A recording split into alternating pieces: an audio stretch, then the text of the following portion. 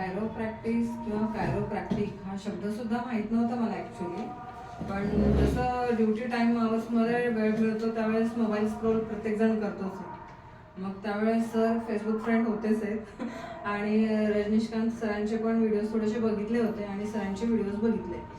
आणि इंटरेस्ट हा होता की मिस्टरांनाच माझा प्रॉब्लेम होता डिस्क प्रोलॅप्सचा आणि त्यामुळे मग ऑपरेटचा प्लॅन आमचा नव्हता. मेडिसिनने आम्ही कव्हर करणार होतो पण ते जमत नव्हतं.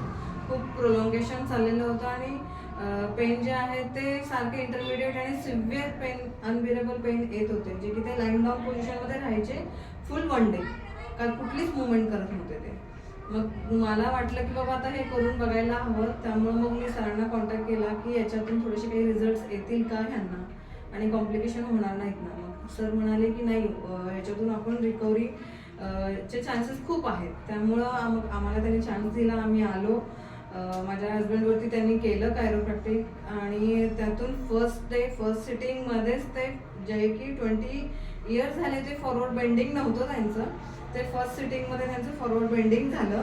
आणि त्या दिवशीचा माझ्या हजबंडच्या चेहऱ्यावरचं जे म्हणजे आनंद जो होता तो ॲक्च्युली माझ्या डोळ्यात पाणी आलं, कारण मला वाटत होते की कुठे ऑपरेट आणि नंतर मग पॅरालाइजची कंडिशन, खूप वर्स्ट कंडिशन असते ही. कारण जिथं मी न्यूरोला काम केलं ते लोक म्हणतात की ह्यांचा पुरुषपणा निघून जातो आणि त्यानंतर ह्यांना चालता येणार नाही, नंतर ह्यांना युरिनेशनचे इनकॉन्टिन्यून्स म्हणतो, म्हणजे ड्रिबलिंग चालू होणार, ह्यांना कळणार नाही.